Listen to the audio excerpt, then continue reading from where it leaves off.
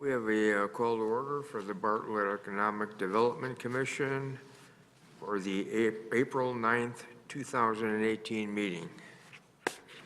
May we have a roll call? Gerald Cabasco, Here. Cecilia Green, Robert Perry, Tracy Smadilla, Here. Annette Gutenkopf, Joel Laporte, Here. Ann Gunstein, Stephanie Gansey. Here. Thank you. We do have a quorum tonight. And do we have any discussion on the previous meeting's minutes, or do we have a motion to approve? I make the motion to approve. Do we have a second? Okay. All in favor? Aye. Aye. Abstain. Motion carries. Okay, Tracy abstain. Next agenda Next agenda item would be the Bartlett Economic Development Assistance Program, which Tony is going to tell us all about. I'm going to tell you all about it tonight. Thanks, Jerry and Economic Development Commission. This is a program that our economic development team is very excited about. As you know, we've talked about various incentive programs that communities can offer to help attract new investment in terms of new businesses or brand new buildings, like new construction in many cases, or redevelopment of properties. I'm just going to state for the record that Commissioner Cecilia Green is present. So, as you recall, a few months ago, one of the commission asked for some information about TIF programs and also other types of programs that are available in terms of economic development incentives. I'm not going to go at great length about the importance of incentives, other than to say that it's not only a means or a tool to compete with other communities for investment, since most communities in the Chicago area do offer some type of economic development incentives, but it's also something that can be used to help retain a business or help somebody expand, and also for property owners or shopping center owners to reinvest in properties that might not otherwise be economically feasible for them to do so in order to attract new business. So what we did is staff, Scott and myself, with our budget proposal that was put before the board earlier this month, or I'm sorry, late last month, was we requested to create a new line item called Economic Development Assistance. And we presented it to the board, explained some of the thoughts behind it, and here we are with an outline of how we would like to present this. And unlike the former, I should backtrack for some of those who've been on the EDC for a long period of time, that we previously had a TIF rebate program, but I want to specify that this incorporates some of the elements of that program, but it goes beyond the elements of that program, whereas it didn't used to, for instance, build-out cost would not be an eligible cost previously through the TIF rebate program. So I made that point in the memo, and I want to make the point to the EDC that this is not a result of a TIF program, so the village has greater flexibility in terms of how we can utilize these funds. So it's the village's hope that these funds highly leverage private investment in vacant or underutilized properties. I listed a few out. It's not limited to the older buildings in the downtown that have been chronically vacant, like Platform 18 or the former Bartlett Fresh Market location, but it could also be applicable to construction projects on the Route 59 corridor. We're proposing this to be a village-wide program, I should add. The funds will not be made available for new business investment in the Brewster Creek Business Park or the Blue Heron Business Park, although we often do get asked for incentives in those business parks. As a matter of fact, asked as recently as today in cases for both business parks. However, those are TIF districts, and any incentives that are offered, for instance, the village board providing incentives to Rana Pasta to come into the town or to expand, comes out of the Brewster Creek Business Park TIF fund.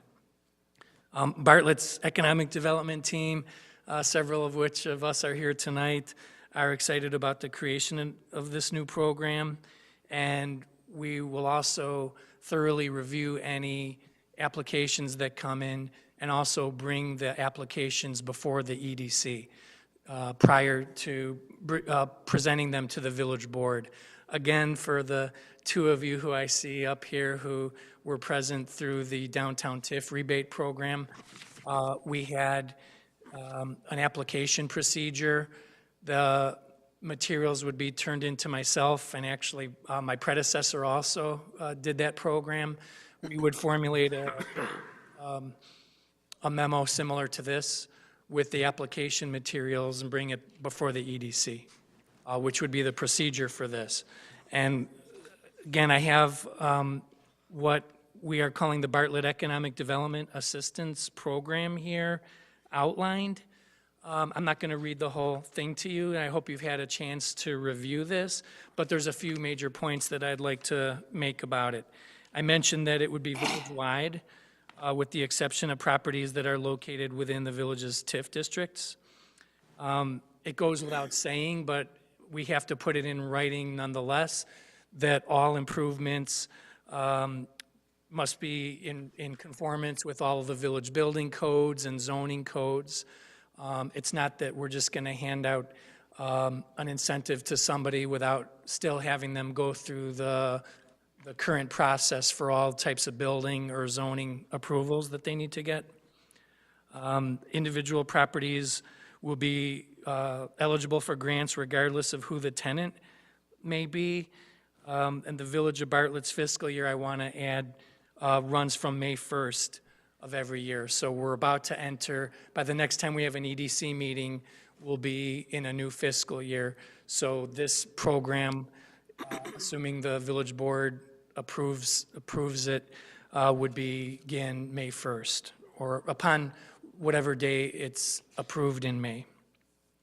Here's something that's a little different from our last program. We're talking about targeted businesses. Now, the way we're wording this in the application doesn't preclude businesses that are service-oriented from applying, but priority will be given to sales tax generating businesses.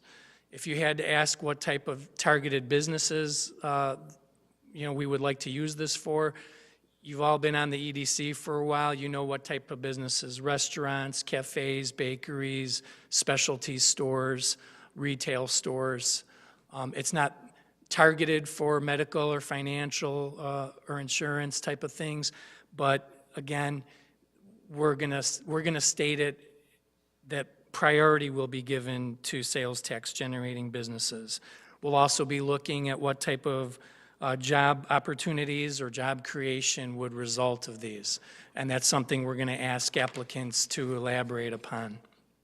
Skipping to the next section of eligible project costs, a lot of towns, they have something they just call a facade program, and as the word implies, it's just basically for prettying up or beautifying the front of a business.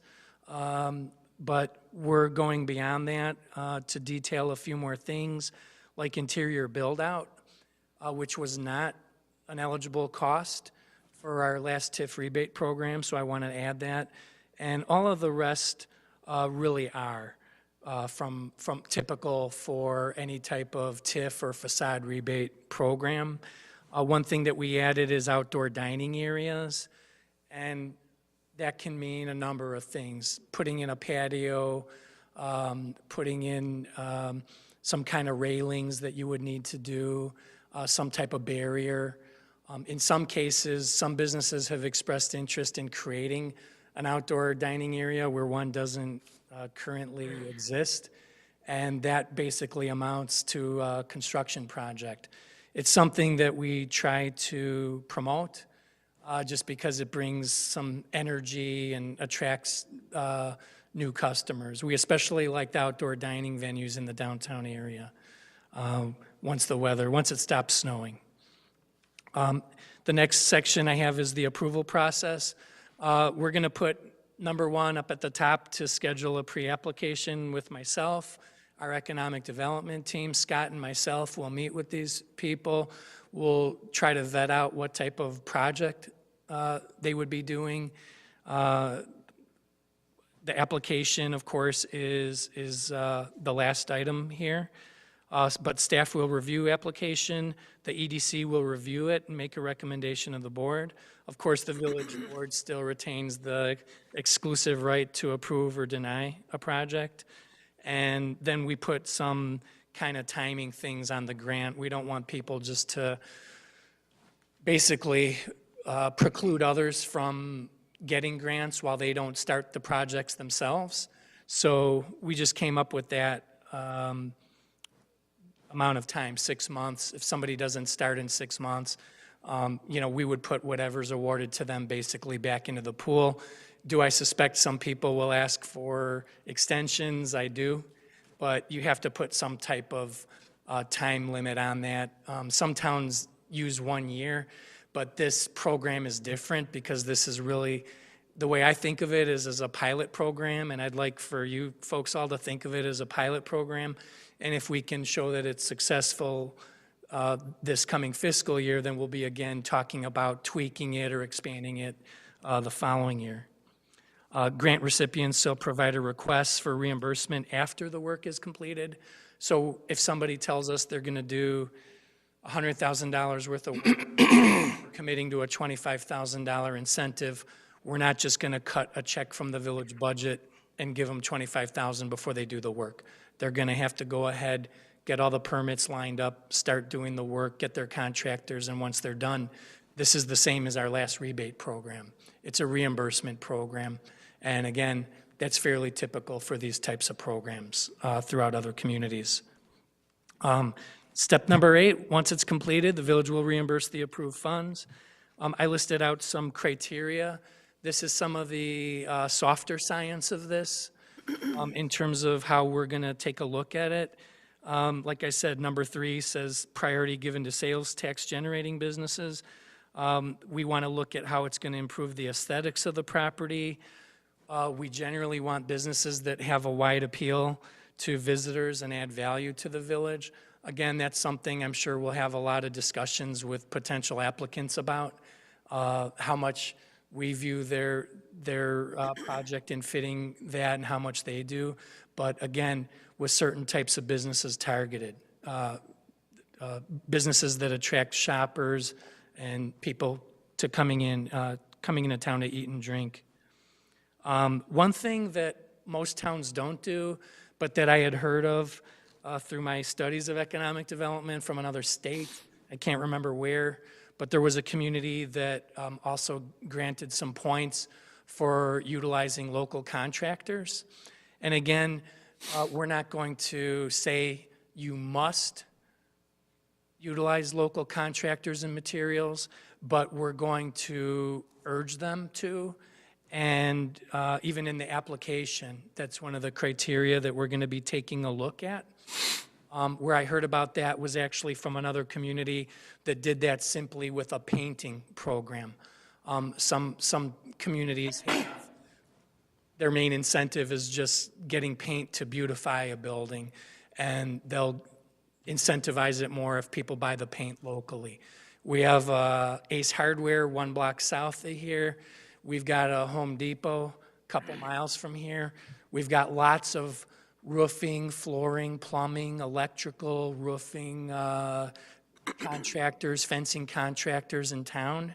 And we're going to try to, besides leveraging the private investment in this program, we're also going to highly encourage them to get quotes from some local business people and some local materials providers also.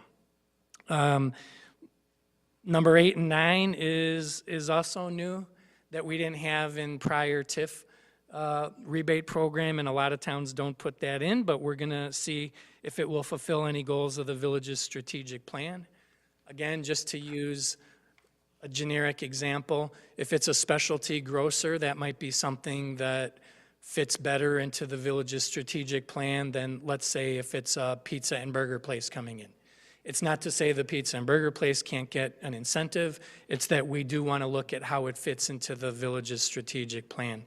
The strategic plan doesn't really it drills down into some types of specific businesses like hotels or car dealerships or grocery stores, but it also has a wider scope talking about redeveloping particular areas. Like if somebody can upgrade a derelict property on Lake Street.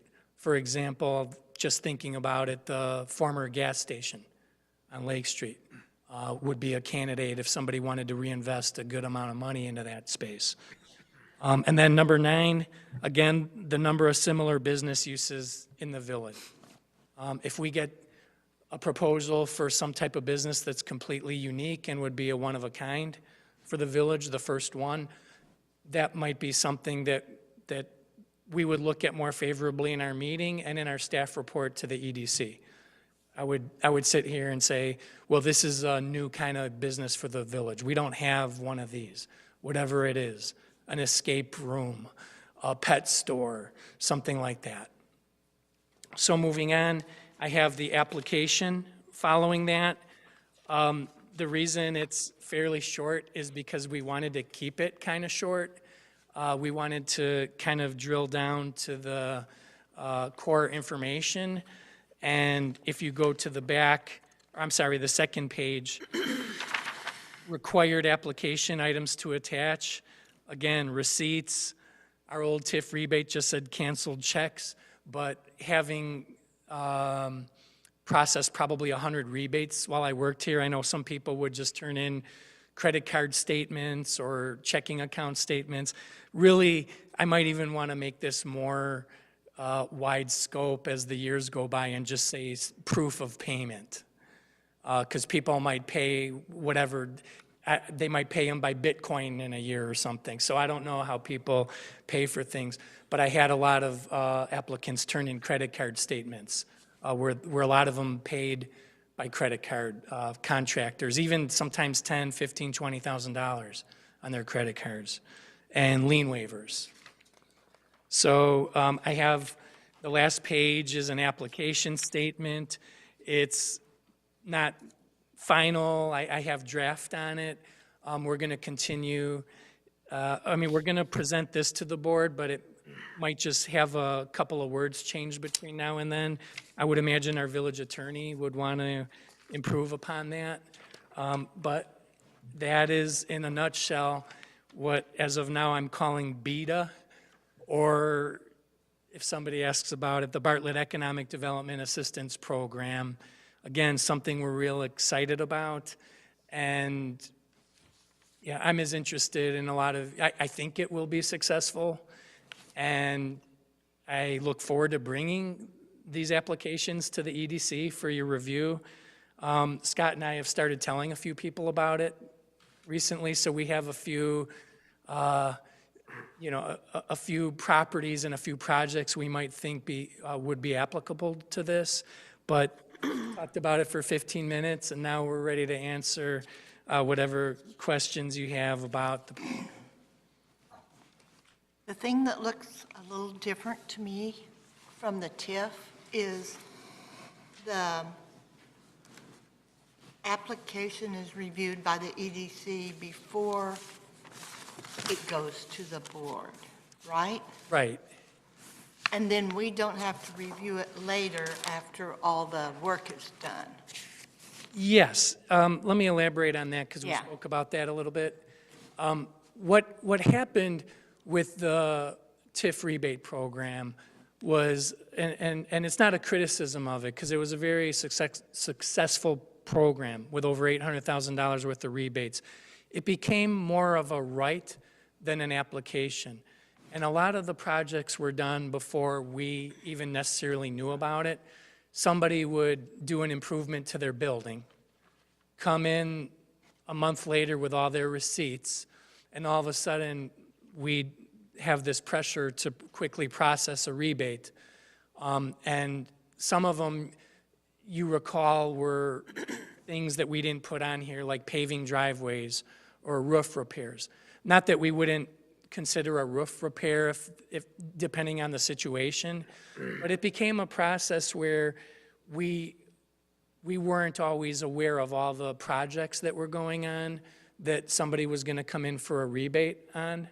I mean, most of the time we were, but because at that point in time there were still millions of dollars in the TIF fund, and we could easily issue a $30,000 rebate for a big project, since this is so limited, and because it's so limited, it's you can see it's very targeted, or as targeted as we can get it.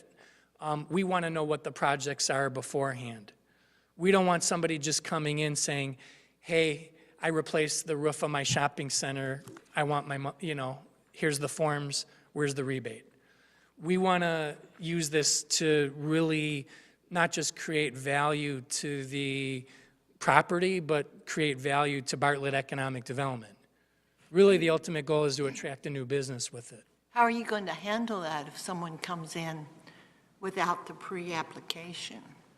Well, hand them an application and explain to them what it is. Let me put it, So that doesn't preclude their being part of the program, it just means they have to back up a step, right? right, Okay. right. I mean, a typical call that I've had from doing this for 18 years now is, I'm thinking of doing this type of business, what type of incentive do you have? Right. And, we're cognizant that not every project would be good, even if there was an incentive given and they would do it.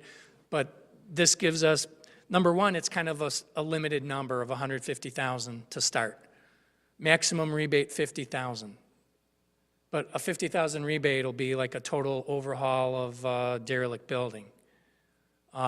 So the answer is yes. We want to know about it before they embark on the program. We don't want to commit, we want to kind of have a sense of where the money's going to be allocated and what types of projects it'll help fund. If it gets to the point years from now where it's a much bigger program, then we might broaden that scope as well. But as far as I think from what we've talked about, we would like to know what the projects are before they get going. And how did you come up with $150,000? I mean, where'd that figure come from? Well, it's kind of a funny answer. I mean, we wanted to ask for an amount that we thought that the board could find some comfort level with, but at the same time enough that it would be a significant number, not like 50,000. So, it could only do 2 or 3 incentives. But again, not asking for $1 million to start or $250,000, because this is coming out of the general fund. So we came up with a number that, we thought would be a good starting point. And again, if it's very successful, we'll probably ask for more in the future. We also took a look at our video gaming revenue. That's what I was It was thinking. part of that. That's So what if that the was. program continues to be successful, like Tony said, it might mirror that funding, depending on where the budget is and where the state is and where we are at that time. But that was the income from the video gambling, right? Roughly, yeah. Yeah. That brings me to a question that I actually had downline, but I'm going to jump right into that. And it's regarding the criteria to give priority to those businesses that'll generate sales tax revenue. Is there a report that we have for those downtown businesses regarding their revenue? For example, how much revenue our restaurants are bringing in versus those for our smaller retailers or larger retailers? And then again, there is the 800-pound gorilla in the room, the video gaming services. I know it would be very tempting to look at the revenue that video gaming is actually generating for the village. I think for last year, you said it was how much? I think it was around 170, 180,000. 180,000? Yeah, we have that. That report's, I mean, out there on the public, on the Illinois Gaming Board website. But I'm talking about if we looked at a comparison of sales tax revenue across the board for all of our downtown businesses, I just wouldn't want there to be a public perception that suddenly we were giving preference to video gaming because we're bringing in more dollars per square foot. Right, right. I That's do not want to become the Cicero of the western suburbs. Our village board is very cognizant of that, too. With I feel comfortable speaking on behalf of the board that video gaming parlors would not get any type of preferential treatment in this process. Right. And keep in mind, part of the criteria is coming to the EDC first, prior to the board, so you certainly would have your say as well. Right. So then for the application process, is it possible to provide prospects with some information on how you're actually weighting your decision so it looks more objective to the prospects? Because right now it looks, from what we're reading, and again, I think this is a terrific first blush at the actual program itself, it still looks a little subjective in that, so if I was coming in with an idea for a business, I'd kind of be waiting to know whether or not I was going to get this grant application awarded to me, really not knowing how you were weighting according to the number of jobs, what the expectation for sales revenue would be. Because certainly if I was bringing in an ice cream shop, I'd be a little concerned as to whether or not, Tracy's Triple Scoops is going to be able to play up against, another Shelby's or. Right, right. I mean, kind of piggybacking on what Scott said, there could be businesses that apply and get this that do incorporate video gambling, but not as their primary mode of business. I mean, even when you talk about a large Irish pub like O'Hare's or a business like Bannerman's, that's a component to their business, but it's not the main focus of their business. In terms of talking about generating sales tax, a little bit further, I just didn't read the whole thing, was that sales tax revenue derived constitutes the majority of the revenue from their business. So if it's 51%, if it was Tracy's ice cream shop, that would automatically qualify. What we're trying, without saying it real directly in here, is it's really not targeted for medical uses, financial type uses, finance, insurance, and real estate. They're glad to open in the community without that type of incentive. We just, even if you open a business that's maybe going to do $50,000 or $100,000 in sales, but the primary focus is sales, it's sandwiches, or it's knickknacks or something like that, that would still be eligible. Great. So we don't have a criteria of saying a sales tax generating that would do at least $1 million in sales or $5 million in sales, just sales. Just sales. I mean, we're talking about, again, it's not downtown specific, but think of some of the empty spaces in the downtown area. They lend themselves to little shops maybe, like the Tri-County Insurance Building, but it would still take a major investment. So hopefully I answered that. It's just Sure. a lot of the, I kind of, what I did was I looked at about 6 different towns that I knew were successful with this type of program and kind of picked and chose the things I liked best about them and kind of added 1 or 2 things. So a lot of them have that. Some of them will say sales tax generating only. Well, you can have a hair salon call you and then tell you that they sell shampoo. And they'll say that they're sales tax generating, but our staff and the EDC might not view it as a sales tax generating business. So we're kind of being a little vague on that. I don't want to have a lot of arguments with potential applicants about Sure. whether they're sales tax generating or not. Sure. But if their business model lends itself to 50% or more sales tax generating business, We could name a million examples, the book shop, the bike shop. Right, and again, I think that, and I certainly understand the necessity for us to have sales tax generating businesses, but it would be important that, and I'm going to go back to these metrics, I think it's important for that to be spelled out to prospects, particularly when you're using a metric like job creation. And I'm going to use the video gaming parlor. Again, a lot of revenue coming out of there, but how many jobs are they actually creating?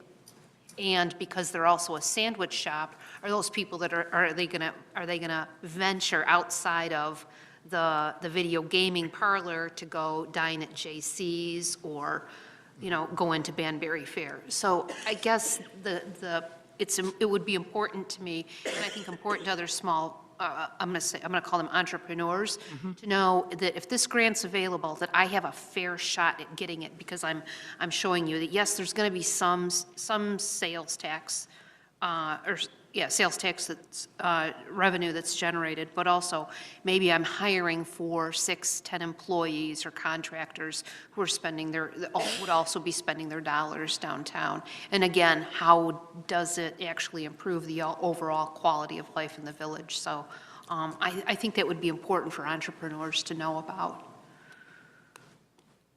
So that's a good point. I mean, we're putting it on there for our own informational purposes too.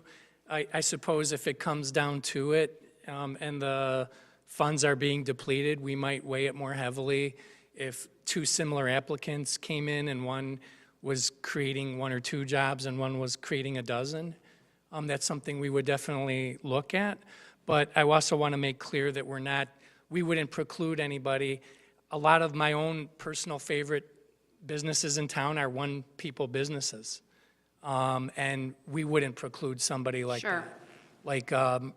Like a Little Shop on Oak Right. with 1 person, or the Book Lady with 1 person. or Right. There's a lot of these little shops around there, and we want to support them as well.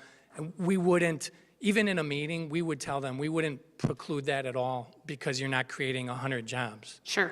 The 100 jobs projects are in the business parks. These are mostly going to be smaller projects, I suspect. And some of the bigger projects might end up being existing businesses that already have 40 employees, but they're going to keep 40. And we'll look at that, the same way. We won't look at that and say, well, you're not eligible. It's just for our informational purposes. That can be looked at as business retention. If you help a business that needs to expand in the community rather than move to another community, I mean, those are the metrics, those are the key economic development metrics we look at, is their investment in it, the jobs created, and also the ratio of their investment to ours. Sure. Is it a $40,000 project where you're asking for $20,000? Or are you asking for $50,000, but you're investing $1 million?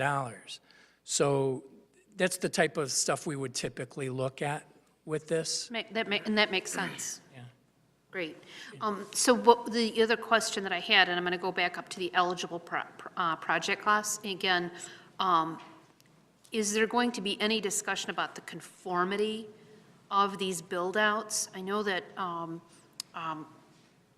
there was discussion with the RTA, Transportation-Oriented District Study, that we had actually seen how conformity across building facades would actually help improve the overall aesthetics of the downtown area. Is there going to be any direction back to that when working with these businesses and having discussions either with the business owner or their architects on those build-outs, specifically for the facades? Yes, on that. I'll give you an example. Let's say, Scott and I met today with somebody with some mild interest in the former Platform 18 location. And so this is a property that's been, in business for many decades. And there's not really a big problem with the facade per se of it, but any project that we would incentivize, we would want them obviously to improve their facade, but also if you're talking about the downtown district in particular, we definitely want it to fit in, with our overall, that's where we talk about those points that I said are a little softer science, like the comprehensive plan or the strategic plan. I'm going to use also another example of Dr. Ackerman's new building just a few doors south of here. Now, she's building that up close to right up to the lot line, as per the TOD plan, to make it a more downtown-oriented, pedestrian-friendly type of building. Now, it's not by definition a sales tax producing business, but if we were to be working with a restaurant that wanted to redevelop or remodel a property, Bartlett has a pretty thorough approval process, and we would want them, basically we would require them to conform, or I don't want to use the word conformity, but to improve the property and to help fit in the TOD plan if it's downtown or if it's somewhere else. Route 59 is pretty much, that business corridor is more or less built out to higher, more modern standards. You don't have to tell Amita to upgrade the old Dominick's. They're going to do it. They want to do it as part of their business model. They have to do it. But if you want to talk about some, not going to even mention any particular property, but there's some properties along Lake Street when you get east of the Dunkin' Donuts. There's some shacks there. There's an abandoned hot dog shack. There's some non-conforming buildings. There's an ESP type of building. And if somebody were to come in and redevelop those sites with an incentive, yes, they would have to bring it up to current code, is what, I use that word instead of conformity. They'd have to bring it up to current standards to make it an attractive, to make it look more like the Dunkin' Donuts than the abandoned hot dog shack. Good, thank you. Talking to one of Tracy's points about kind of like being fair, is there going to be like a time frame? Like it sounds like once it's approved, it's for the fiscal year, but it sounds like you're already talking to some business owners. Like, is there like maybe like a time frame where people can feel like they can kind of have priority to at least have it taken a look, their application being viewed? I just don't know how fast like we think like the 150 could go. Yeah, we don't really know. We think it'll be fairly fast. One of the reasons I put in here some language you probably saw about first come, first served. There's a few reasons for that. And one of them obviously is once we incentivize, once we do $150,000 worth of incentives before next April 30th, it's gone. So even if somebody else calls and says, I want to do this great project that the village really wants, we would have to say, well, our incentive program has been depleted. And then the second reason is kind of similar to that, is to create some type of urgency, to try to get people in and generate some interest. Despite the weather, it is construction seasons commencing this month.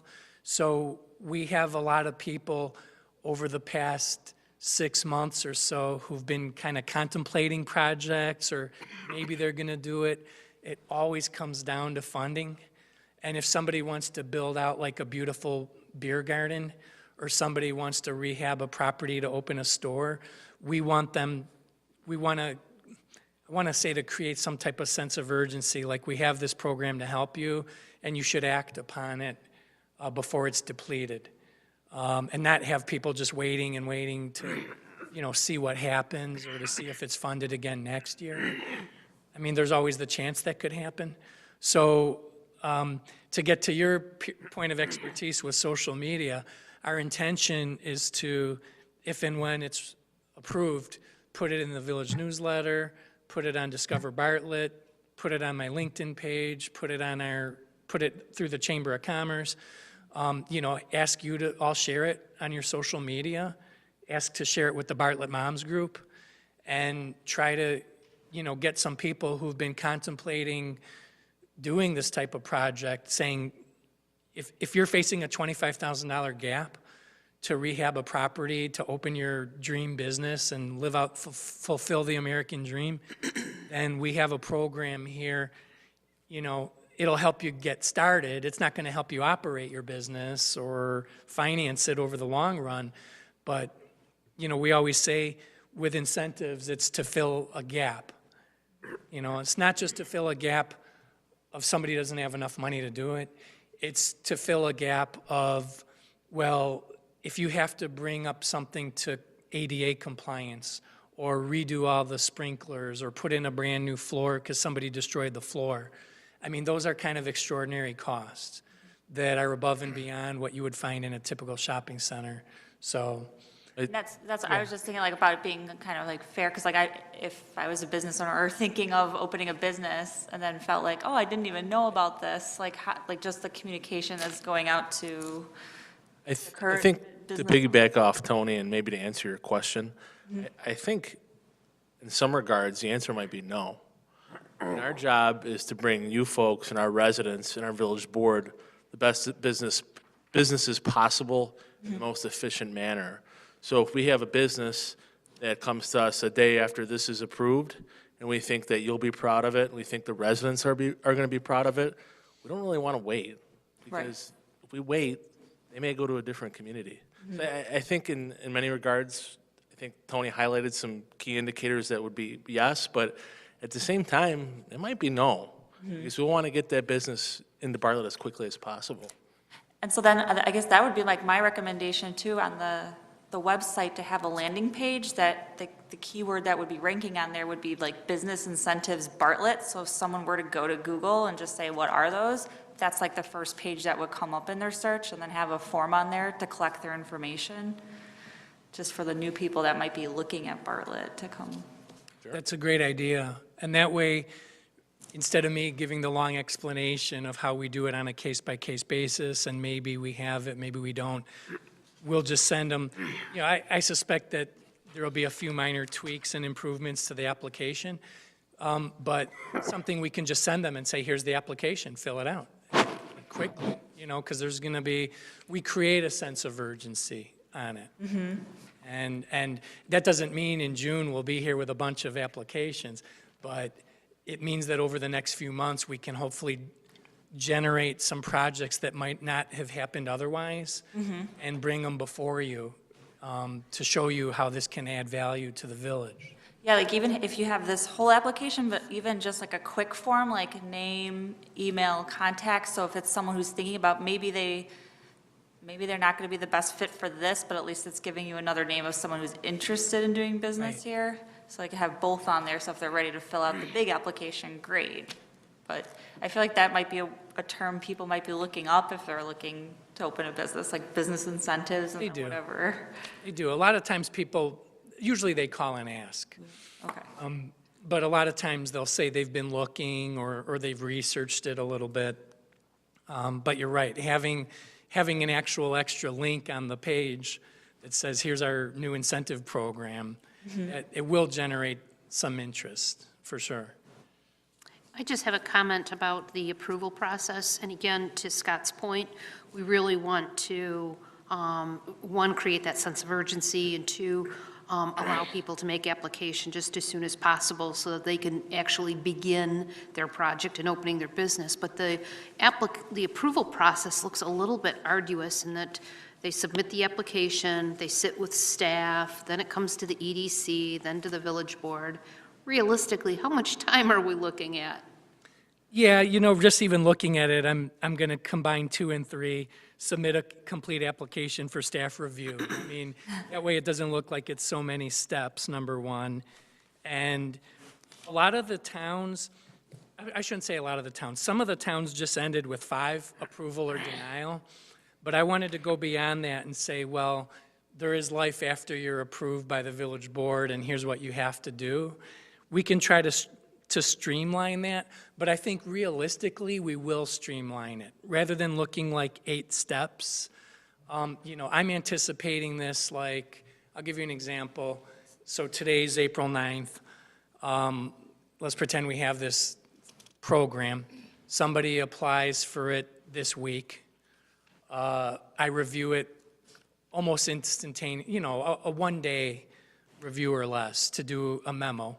It will go to the EDC in May. It will go to your May meeting, and after the May meeting, it'll go to the next board meeting. And that's the way we did the EDC TIF rebates. So technically, it could be that following week then, when Yeah. the board meets, Yeah, okay? I would have, the way I try to get the EDC packets out now, it's been maybe like coming out the Thursday before. I used to get TIF rebates on the Tuesday or Wednesday. I mean, you have to be able to review them. You have to be able to meet with somebody face-to-face and at least ask them a few questions. But we won't, I think, I can't say that the first one or two will work perfectly smoothly, but once we get our process kind of nailed down, it'll be very streamlined. We'll be the quickest. Apply in April, EDC May, board approval May. Start your project. So it's not going to be like getting a special use permit or annexing a property or something like that. It's pretty quick. And some of them, depending on the size and scope of it too, one more thing about that, it'll be different if somebody applies to get reimbursed for a sign that they spent $8,000 for and they're asking for $4,000. We could all review that within 5 minutes. But if somebody's going to take the old Tri-County Insurance Building and do a new facade, make it ADA compliant, put in new sprinkler system, put in new windows and doors, I mean, we'll have to review it kind of piece by piece. Right. See what their business plan is. We might give a little more weight to a sales tax generating business if they're going to bring up a derelict property like that up to code. So I mean, there are variables involved with this. Do you think you'll get any bounce back from existing business owners? There's bound to be some. And because any one of them could indicate that they'd like to do an improvement, and they might be on the fence about doing it. If they had an incentive to do it, they might go forward and do it. Just throwing that Yeah, out there. And I know yeah. that would fall under the business. No, retail. I'm not, in the sense that you're asking, an existing business would be eligible for this, for doing a project, though, but not for coming back and saying, last year I did this and that and the other. I mean, the project, any program like this has to have a starting date, just like someday it'll have an ending date. But, I mean, we can't go back and say, okay, you did a project last year where you spent all this money, but we didn't have this program. But in terms of an existing one, we actually have a couple existing businesses that we think will take us up on this to do improvements that they want to do, but they haven't been able to do, if that's your question. Yep. Yeah, it'll be applicable for existing, it's in here. It's applicable for existing businesses. Like if somebody wanted to do any of those, like an outdoor dining area or ADA compliance, or whatever the case may be. Yeah. Getting back to existing businesses, would there be criteria for them that they could not sell their business? And would there actually be a query as to the financial health of that business prior to providing the grant application? Yeah, we debated that a little bit and then passed on having them turn in all kinds of kind of financial background information. In terms of, this is really a physical improvement type of program, and you're not going to be able to really participate unless you fund and do the improvement. That in itself is a financial commitment on their part. Whether it's just replacing windows and doors or all the way to rehabbing a business. I'm not sure if you're talking about doing a more comprehensive exam of their financials, like bank statements. Well, let's use your example of a sign. For example, if somebody comes in and we give them $4,000 to help accommodate the $8,000 expense for their sign, and then we find out that they're financially unhealthy and they're closed up in 2 months.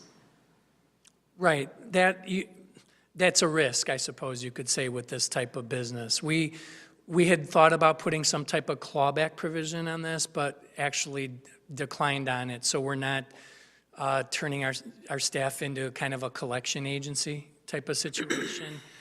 I mean, that's part of the application procedure is what their proposed business is, who they are, what type of success they have.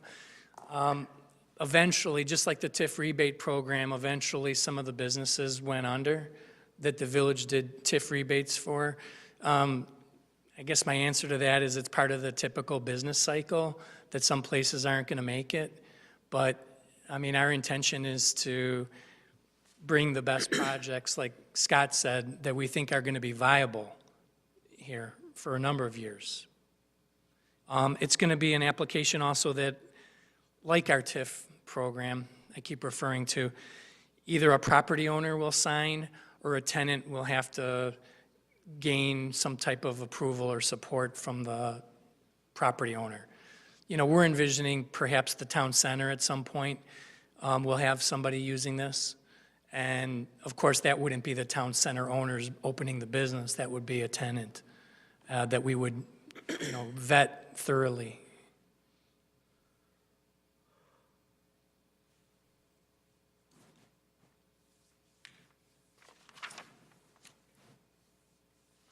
Are there other questions? Are there any further questions on this issue? If not, we'll move to We're hoping for a recommendation. move to make a recommendation to approve. Yeah, we're hoping, like I mentioned, the village's fiscal year runs May 1 through April 30th. We'd like for you to think of this as somewhat of a pilot program. I mean, it might not be perfect, but we're getting it as close as we can. And we would like a recommendation if possible. I'd like to get this on the village board agenda for May 1st. The first Tuesday in May happens to be the 1st. So, yeah, we're hoping for that. I'd like to recommend that we go ahead with this new agenda. I second the motion. All in favor? Discussion, Aye. please. Point of order, discussion. And I think that, again, I think the first blush at this is exceptional. And I think, again, thinking outside of the box, you guys would be applauded. Because again, you know that I am not a big fan of TIFs in many cases, and for the downtown area, I'm just not convinced that that's the right way to go. But for this, I think it's ideal in that it's going to encourage entrepreneurship, and it gives us some measure of managing those businesses that are coming in. So what I would agree to is that we make recommendations, but including the provisos that had already been discussed, such as demonstrating a demonstration of weighting the metrics for prospective applications. And that also that there's discussion to, and again, we're talking about code, you're talking about language about code for exterior build-outs, but I do believe that there should be a discussion for, or some information provided to applicants that we are looking for some conformity to the TOD plan. So again, we're, enhancing the aesthetics of the downtown area. Again, we're highlighting the historic significance of it. And again, those facades that would be built out would be done, again, to conform to the aesthetic beauty of what downtown Bartlett is. Again, I think that going back to those metrics, that we do become very specific about those businesses that are going to be creating jobs. And again, if there is a specific proviso on tax revenue, that would also be spelled out. Just following up on that, what type of proviso are you referring to? Well, you had made a reference to those businesses where 51% of their actual business would be sales tax generating. Right. Okay, just reiterating that, because that is in there, but we always state that it's a preference, or I think the language we use is priority will be given to those businesses. And I think, again, that's not unique to this program. You know, some of the communities that you hear about with TIF, this isn't a TIF program, but they sometimes limit it to sales tax generating, and they do have, that's the typical definition, 50% or more. Some of them go higher than that. But we'll make that more clear in here. But at the same time, not say it's sales tax generating only. We don't know every business model that's out there. And again, you know, there might be some project that has a real high added value, but isn't necessarily sales tax generating. Well, you know, we want to be careful to pigeonhole ourselves in the language, because this is kind of an out there example. But let's say a children's museum comes in. And let's say that's something that the EDC strongly supports and our community supports and the village board supports. You may want to incentivize a children's museum. Absolutely. That's just an example, you know, so we don't want to get too, like, as far as sales tax generating, yes, that's our preference, but we wouldn't want to say that it has to be, just in case one of those business models come out that we don't know, and that's just kind of the. Well, and that's why I really want that language to be clarified, because it does say on here, the type of use with priority given to sales tax generating businesses. I would not want language like that to preclude something Sure. like a children's museum from Sure. coming in. That's a good point. Going back to what you said earlier, if somebody calls the village now, calls you now, and asks you, is there any incentive for me to build or set up my business in Bartlett? The short answer is no. So you're trying to come up with this program to give them a little frosting on the cake, to incentivize them to come to Bartlett? Generates a second phone call. So if Yeah. somebody calls Schaumburg or St. Charles or or Geneva or anything like that, you know, depending on what community it is, they say yes in some cases. We don't have that option. Most cases. And we don't have that option as of right now. That is correct. And I that's the mean, genesis of tonight's meeting. the genesis of it is some staff discussions and bringing it to tonight's meeting, and like I said, tweaking it a little bit and getting the board to approve it, and then hopefully in the coming months, bringing these petitions before you, these applications.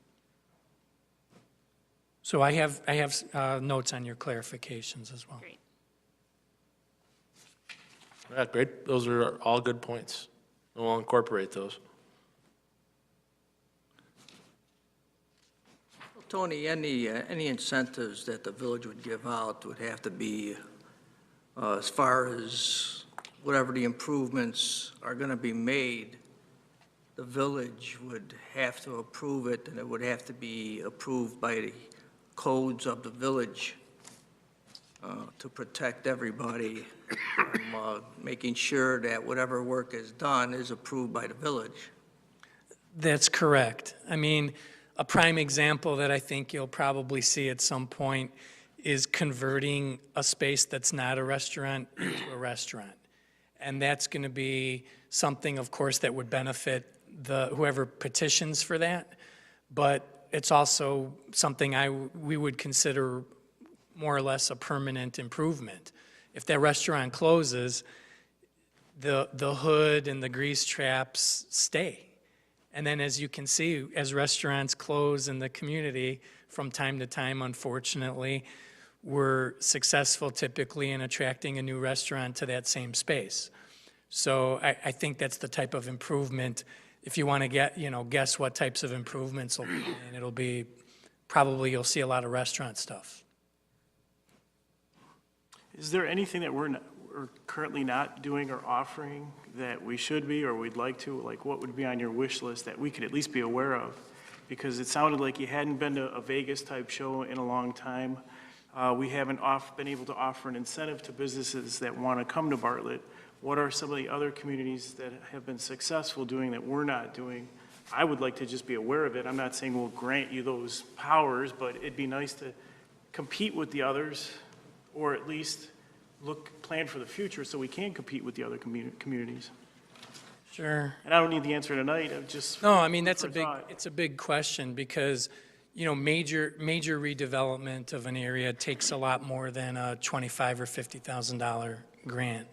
So one of the things, not going to turn this into a TIF discussion really, but I mean, if you wanted to enter into a redevelopment agreement where somebody, invested millions in a space, that would be the type of program, that, could help bring greater change perhaps. We're starting with this. I don't want to call this a baby step because it's a big program for us.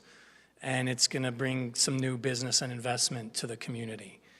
So I guess maybe the answer to this would be, it would be great to see this deployed very successfully over the next 12 months and then expand this program, to, further reduce our vacancy rate.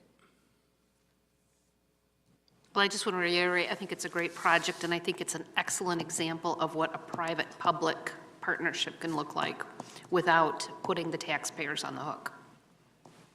Thank you.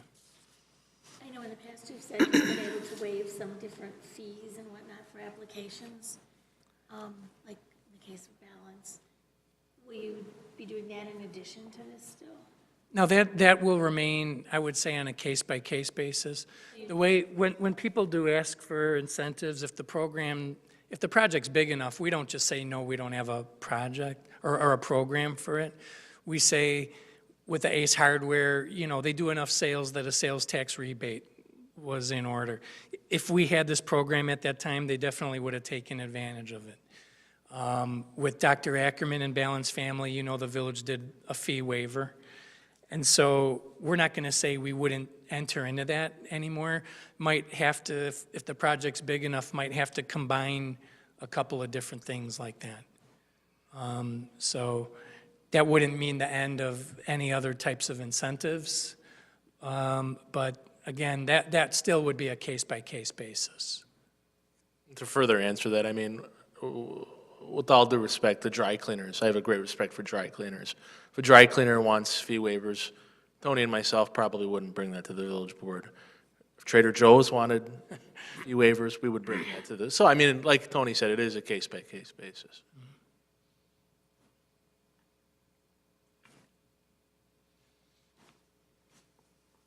Well, with the concerns and recommendations expressed by the commissioners noted and on record, are we in a position to move forward now with a recommendation to the village board? I will make another recommendation that we move forward. I'll second the motion. Second. All in favor? Aye. Aye. We do have a point of order. There should be a motion that's made to make a recommendation to the village board for the program that's been presented to us with the proviso that the recommendations that we've made be included in that recommendation to the village board. I have that in my notes. So with that, I would move to make a recommendation with the amendments as recommended. Okay. Okay, are the commissioners in favor of that? We need a second? Second. Need a second on that? Let's vote again. All in favor? Aye. Aye. Aye. Motion carries. Thank you. Tony, you're up next again with new business, and I don't see any public out there, so There's no we'll public, so I'll disregard that. quickly update you on something that was brought up in the previous discussion, the TOD plan. Part of the TOD plan that, when it was winding its way through the system in 2016, and Commissioner Smedilla was a member of the steering committee of that plan that was adopted about a year and a half ago. One of the sites that was identified as a near-term development site, they called it Site E. And Site E is a 1.8 acre parcel of land, better known as the undeveloped last piece of Bartlett Town Center, just east of the existing town center development at the corner of Berteau and Railroad. And back in December, I had written out a request for proposal and a bid document that was further improved by the village attorney. And we put it out there for about little over 2 months to submit a bid as well as plans for the site. And long story short is we got one submittal. It was from a well-known and successful developer called Foxford Communities. And what they submitted, first of all, there was a minimum bid price. One of the reasons we didn't get a lot of bids on it was, again, going back to talking about TIF, it's not an incentivized site. It's just a site the village put out for sale. And the incentive, if you want to look at it that way, was the village has to sell it for at least 80% of its appraised value. So we set a minimum bid price of $660,000. We got one bid for $662,500. Scott and I presented it to the village board committee, I think that was just last week, and it's for a 41-unit building. It's, I didn't bring renderings of it, but I could easily send it if you're interested. The developer proposed the building to look like it's 9 row houses. So if you were to drive past it, it would look like 9 row houses, but what the inside of it actually is 41 apartment units, rental apartments. So we presented that to the committee of the whole last Tuesday. They had a few questions and concerns about it, and we're bringing it back to them for next Tuesday night for final vote. I shouldn't call it final vote. It's really voting on the contract, a purchase contract by Foxford. And then, again, going back to the discussion we just had, the project itself would be in conformance with the TOD.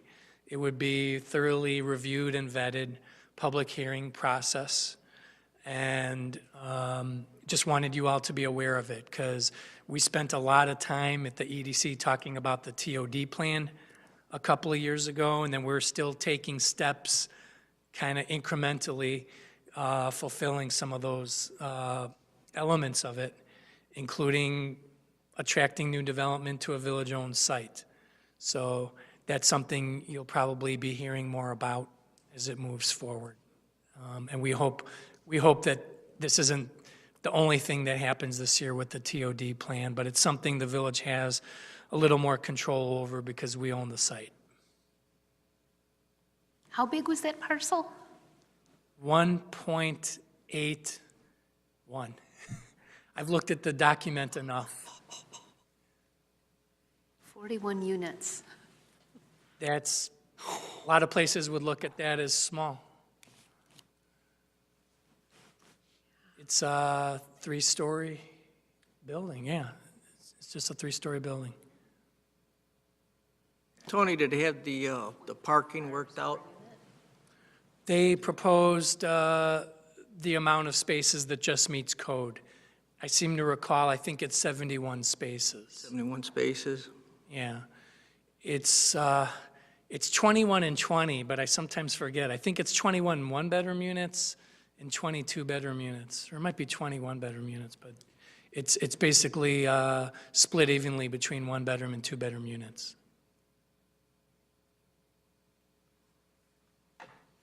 That's the only new business I wanted to bring to the EDC's attention. I don't know if anybody else does. Commissioner Perry.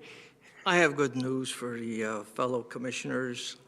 We have, when we say we, I really mean I, have just put together a long-term lease for 6,500 square feet in Westgate Commons to a dermatologist, very well-known dermatologist. They have already a space in Elgin, and they have a space in Barrington. And the name of the long-term tenant is Derek Dermatology. Great. Oh, I've heard of them, yeah. Some of the women probably heard of her. Yeah, I never heard of them, so.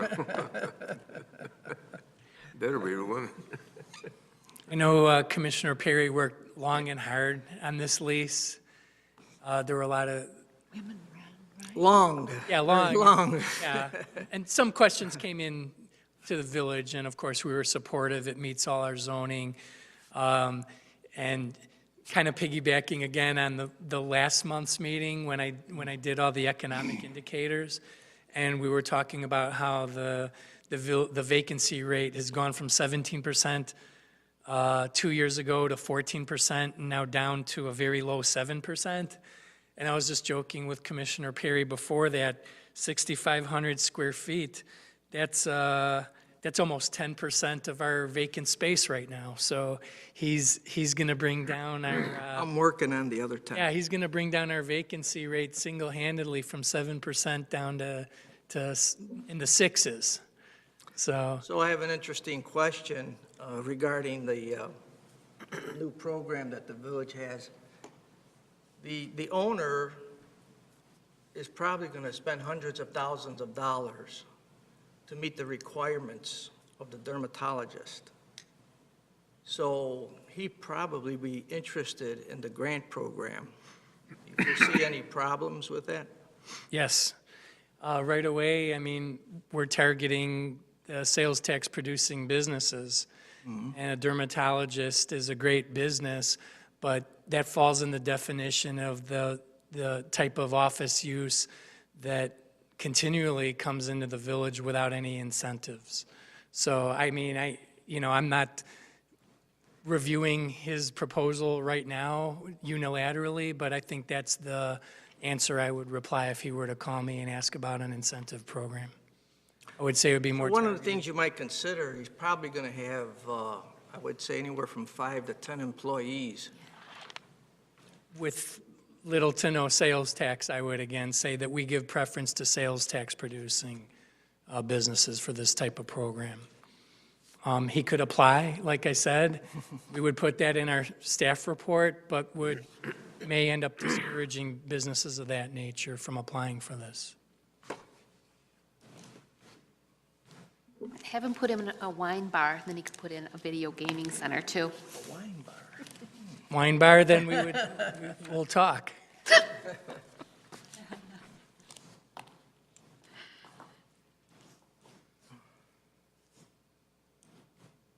Well, if that concludes our discussion of new business, we can move on to adjournment. Do we have a motion to adjourn? Motion to adjourn? Second? All in favor? Aye. Aye. Aye. Thank you. Chamber is having a walkout on Adjournment first. So if anyone knows anybody that would like to sponsor or help, And Arts and Bartlett's having a benefit at Villa Olivia on Sunday. Our teachers, who are also performers, are going to perform, and we have 2 well-known poets performing as well, silent auction, drinks and hors d'oeuvres, and it's going to be a really nice affair. So if anyone wants tickets, they can see me afterwards, Sunday, 3 to 5. Cecilia, should everybody go have lunch at Wheaties tomorrow? Oh, yeah. Tomorrow is Dine Around at Wheaties, and the 23rd is Dine Around at TL's. You can go to our Facebook page and pull off a coupon to take in. We're going to also arrange a Dine Around with Ambrosia. They seem to be struggling a little, so we want to bring people in there. Any other restaurant that wants us to bring in our families, we can arrange for a Dine Around with them. But Great, I know. tomorrow's Wheaties. Tomorrow, Please tomorrow.